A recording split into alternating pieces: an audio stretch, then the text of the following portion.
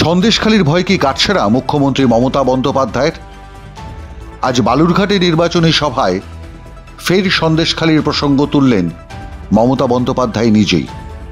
জানিয়ে দিলেন সামান্য জমি জমা নিয়ে সমস্যা হয়েছিল। আজকে সন্দেশখালী নিয়ে বলছেন, বড় মানে চোরের মুখের বড় গলা, চোরের মায়ের। মাদার অফ থিপস আর সাউথ মোস্ট।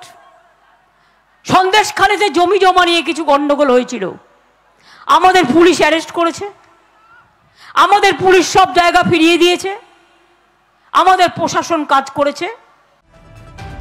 তাই নাকি? শুধু জমি জমা নিয়ে সমস্যা? মেয়েদের মধ্যরাতে পিঠে বানাতে ডাকা, মাঝরাতে পার্টি অফিসে মিটিং করতে হুকুম, দিনের পর দিন রাতের পর রাত মহিলাদের সম্মানহানি করা, এসব কি তাহলে শুধু গল্প কথা? গ্রামের মেয়েরা বানিয়ে বানিয়ে বলেছিলেন, নাকি রাজ্যের মুখ্যমন্ত্রী আরো একবার অসম্মানিত করলেন সন্দেশখালীর মা, বোন, মহিলাদের? প্রশ্ন তুললেন রাজ্যের বিরোধী দলনেতা শুভেন্দু অধিকারী। আরামবাগের সভা থেকে পাল্টা জবাব দিলেন শুভেন্দু। বুঝিয়ে দিলেন লোকসভা নির্বাচনে সন্দেশখালী ইস্যু ছাড়বে না বিজেপি, যতই রাজ্যের মুখ্যমন্ত্রীর পক্ষ থেকে সরলীকৃত করে দেখানোর চেষ্টা হোক সন্দেশখালীকে। মাঝরাতে আরো পিঠা তৈরি চান নাকি? পিঠা বন্ধ হোক তো। এই নির্লজ্জ মুখ্যমন্ত্রী আজকে উত্তরবঙ্গে গিয়ে ফাঁকা সভাতে বলছে সন্দেশখালীতে একটা ছোট ঘটনা হয়েছিল, সব মিটে গেছে, সব মিটে গেছে। একদিন নয়, দুদিন নয়, 4 দিন নয়, 10 বছর ধরে কম বয়সী মহিলা বোনেদেরকে মাঝরাতে পার্টি অফিসে ডেকে নিয়ে গিয়ে শাহজাহানরা কি করেছে সবার জানা হয়ে গেছে। তাই সন্দেশখালীর বদলা ইভিএম এ হবে তো? ইভিএম এ হবে তো? বদলা নেবেন তো? পদ্ম ফুলে ভোট দিয়ে বদলা নেবেন তো? বদলা নিতে হবে আপনাদের। তবে মুখ্যমন্ত্রী ওখানেই থামেননি।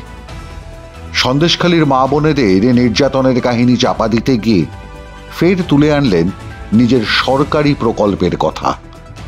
জানিয়ে দিলেন বসিরহাটের বিজেপি প্রার্থী রেখা পাত্র ওই লক্ষ্মীর ভান্ডার বা স্বাস্থ্যসাথী পেতেন। এমনকি জেনে রাখুন, যে মহিলাটাকে ওখানে প্রার্থী করেছে মিলিয়ে নেবেন, তারা নাকি কিছু পায় না। স্বাস্থ্যসাথী কার্ডও তিনি পান, তিনি লক্ষ্মীর ভান্ডারও পান। আমরাই কিন্তু করে দিয়েছি। যদি সরকার না করতো কোথার থেকে পেতেন? আমি খুশি যে আপনি পাচ্ছেন।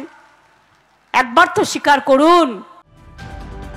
একবার তো রাজ্যের মুখ্যমন্ত্রীও স্বীকার করুন, সরকারের প্রকল্প শুধু তৃণমূল কংগ্রেসের কর্মী বা সমর্থকদের জন্য নয়, বাংলার সমস্ত মানুষের জন্য। নাকি এমন কোনো নিয়ম আছে, শর্ত আছে লক্ষ্মীর ভান্ডার বা স্বাস্থ্যসাথী প্রকল্পে, যে সরকারের বিরোধিতা করলে, শাসক দলের বিরোধিতা করলে সরকারি প্রকল্পের সুবিধা পাবেন না বাংলার মা বোনেরা? কার টাকায় সরকারি প্রকল্পের পরিকল্পনা করেছিলেন রাজ্যের মুখ্যমন্ত্রী? বাংলার মানুষের ট্যাক্সের টাকায়। অতএব আরও নিচে নামার আগে রাজ্যের মুখ্যমন্ত্রী ভাবুন, ভাবা প্র্যাকটিস করুন, বাংলাকে আর কত নিচে টেনে নামাবেন আপনি। মাধ্যম ব্যুরো রিপোর্ট।